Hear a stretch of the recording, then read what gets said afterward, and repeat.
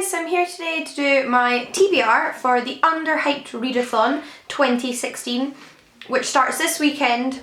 I forget if it's Friday or Saturday. I think it's probably like midnight between the two, but I'll put those details down below. As well as Charlotte over at Rambling of an Elf Pyre's video announcing the readathon. She created this readathon a couple of years ago, I think now, and I've done it a couple of times. I think it's one of the best concepts for a readathon that is kind of on BookTube and online at the moment, so I really encourage you to take part if you want to. I have in the past done some videos on underhyped books I'd recommend, so if you're looking for books for your own TBR, I'll link those down below. But I have 4 books here that I'm hoping to read in the readathon. Now the readathon's 7 days long. All of these books are pretty short, so I'm hoping for once I might actually be able to read everything on my TBR. Now I have never in my life done a readathon TBR and read everything on it, and I know a lot of people are going to have far bigger TBRs than this, but I am not that quick a reader. So I've gone for shorties and a bit of a variety as well. Now it's up to you how you want to define underhyped. So I've gone for the standard kind of low Goodreads rating in this case. All of these books have under 1,000 ratings on Goodreads. I think a lot of them, if not all of them, have under 100. So definitely underhyped, I'd say, so I'll show you what they are, shall I? The first one I was really surprised to see didn't have more ratings on Goodreads because I've seen a few people on BookTube read it, and that is The Book Collector by Alice Thompson. This is published by Salt Publishing, which are an independent press, and I've read some of the other stuff and been really impressed by it, so I'm hoping this is another fantastic author. This is a novel about a woman who's committed to like a mental health institution by her husband. It's set in Edwardian England, and I think it references a lot of literature and fairy tales,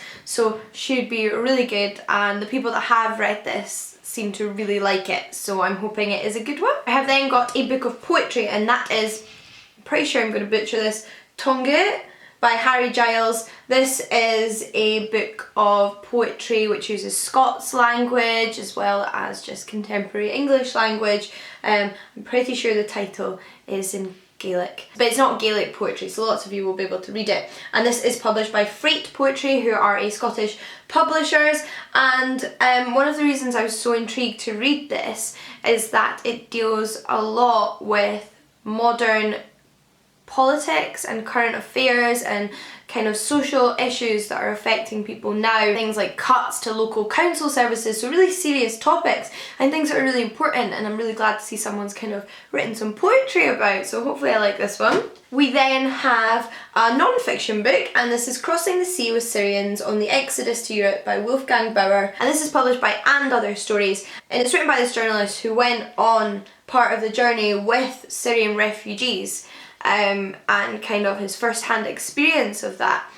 So I imagine it's going to be very harrowing but a very important read, and it's very short, which I think is good for books like this because I think more people will read it because it's shorter. And last but not least, back to the novels, and that is The Shapes of Dog's Eyes by Harry Gallen. This is published by Dead Ink Books, and I think I talked about this in my most anticipated releases of 2016. It sounds like a lot of fun.